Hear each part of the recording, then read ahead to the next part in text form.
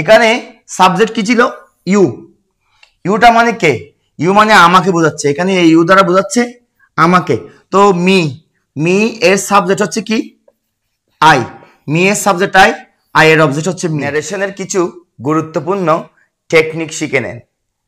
এখানে assertive sentence, আমরা জানি অ্যাসার্টিভ মানে বিবৃতিমূলক বাক্য বা বর্ণনামূলক বাক্য। ন্যারেশনে যখন ডিরেক্ট থেকে ইনডিরেক্টে করবেন তখন কি করতে হবে? যেমন ধরেন said to, আমরা জানি অ্যাসার্টিভ সেন্টেন্সে said to থাকলে সেই জায়গায় told লিখতে হয়, told। said to থাকলে told। আবার অ্যাসার্টিভ সেন্টেন্সে said থাকলে saidই লিখতে হয়। তো এটা যে অ্যাসার্টিভ সেন্টেন্স, এটা আমরা কেমনে বুঝলাম? এই যে I did the work, আমি কাজটি করেছিলাম, এটি একটি বর্ণনামূলক বাক্য বা বিবৃতিমূলক বাক্য। যখন বর্ণনামূলক বাক্য থাকবে তখন said to থাকলে told বসাবেন বা said থাকলে said দিয়ে করবেন। এখানে যেহেতু said to আছে, আমরা সেই জায়গায় told ইউজ করব। হি told me। আমরা জানি অ্যাসার্টিভ সেন্টেন্সে ইনভার্টেড কমার জন্য দ্যাট হয়,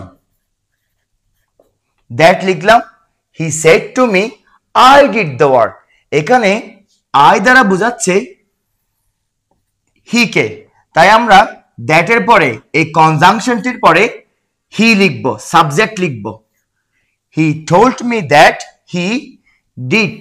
আমরা সবাই জানি বা অনেকে জানি না, একটু নিয়মটা দেখে নিই।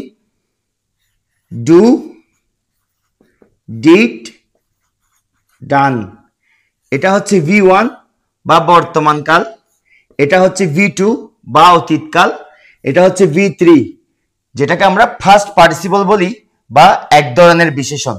তো যেহেতু V2 আছে এখানে, ডিডটা হচ্ছে কি? V2। V2 থাকলে একটা নিয়ম হয়, V2 থাকলে প্রশ্নের মধ্যে উত্তর করার সময় ন্যারেশনে হেড প্লাস B3 আনতে হয়। তো এখানে ডিড যেহেতু আছে সেহেতু আমরা V2 আছে, আমরা এখানে প্রথমে একটা চোখ বন্ধ করে কি নিয়ে আসবো? হেড নিয়ে আসবো। আর এখানে ডিড এর V3 হচ্ছে কি? ডান। যেহেতু হেডের পরে B3 বসানোর কথা ছিল, তাই আমরা এখানে ডান বসিয়ে দিব, বাকি অংশটুকু লিখে দিব। তো এখানে আমরা কি করেছি?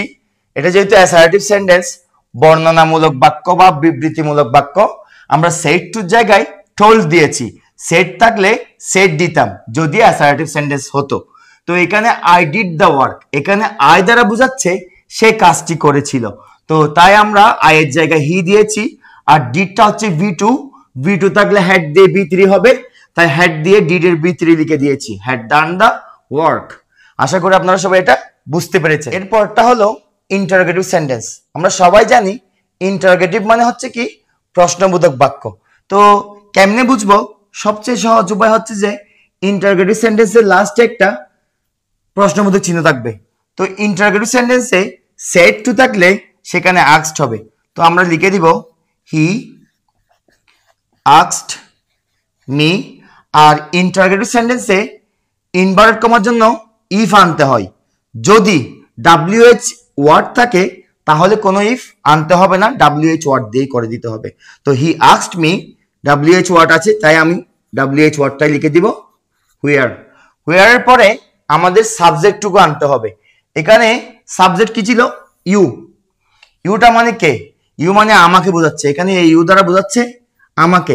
তো মি, মি এর সাবজেক্ট হচ্ছে কি? আই। মি এর সাবজেক্ট আই, আই এর অবজেক্ট হচ্ছে মি।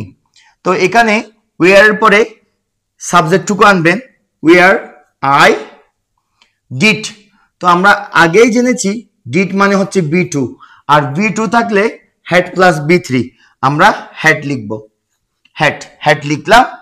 হেড লিখার পরে মেইন ভার্বটা দেখবো। এখানে মেইন ভার্বটা হচ্ছে লাস্টটুকু অংশে আছে। তো ডিডের জন্য হেড এনেছি, এখন প্লাস B3 আনতে হবে। B3 করতে হবে কোনটাকে? লাস্টে যে মেইন ভার্ব আছে ওটাকে। তো গো, গো এর B3 কি? গো, ওয়েন্ট, গন। তো এখানে কি লিখবো? I had gone. He asked me where I had gone। তার মানে কি said to জায়গায় asked হয়েছে, দেখেন WH ওয়ার্ড আছে ওটা বসে গেছে, মি এর জায়গায় মি আছে, এখানে where এর পরে সাবজেক্ট আনতে হবে, ইউটা হচ্ছে ইউর সাবজেক্ট হচ্ছে যে ইউকে আই করতে হবে, এখানে মি ছিল, মি এর সাবজেক্ট হচ্ছে কি আই, এখানে ইউ দ্বারা আমাকে বোঝাচ্ছে, তাই সাবজেক্ট লিখতে হবে, কারণ where এর পরে সবসময় সাবজেক্ট লিখতে হয় এখানে। তারপর এরপরে হ্যাড আছে, হ্যাডটা কোত্থেকে এনেছি, ডিট হচ্ছে ভি টু থাকলে আমাদের নিয়ম ছিল হ্যাড প্লাস ভি3, তো ভি2 থাকলে আমরা চোখ বন্ধ করে হ্যাড আনবো, এরপরে হেডের পরে হচ্ছে ভি3 করবো কোনটাকে, মেইন ভার্ব যেটা থাকবে সেটাকে আমরা ভি3 করে দিব, আমাদের উত্তর শেষ হয়ে যাবে ইনশাআল্লাহ। আশা করি আপনারা সবাই বুঝতে পেরেছেন, ধন্যবাদ।